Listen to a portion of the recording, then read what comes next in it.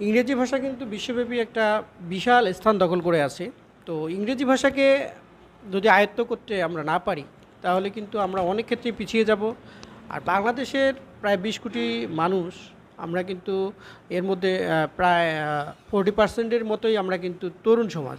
তো তরুণ সমাজের মধ্যে যদি ইংরেজি ভীতি থাকে, তাহলে কিন্তু আমাদের দেশ ওভারঅল কিন্তু পিছিয়ে যাবে এবং আমরা যে ২০৪১ সালের মধ্যে যে স্মার্ট বাংলাদেশের স্বপ্ন দেখেছি, সেটা কিন্তু পূরণ হওয়ার পথে একটা বড় বাধা থেকে যাবে।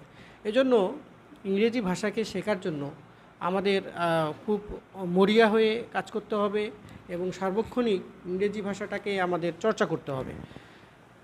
আর বাংলা ভাষা তো আমরা মায়ের ভাষা, এই ভাষাকে আমরা সুন্দরভাবে আরও যত্নশীল উপায়ে আমরা শিখব, নিয়মকানুনগুলো সেটাও আমরা গুরুত্বের সাথে করব। কিন্তু আমাদের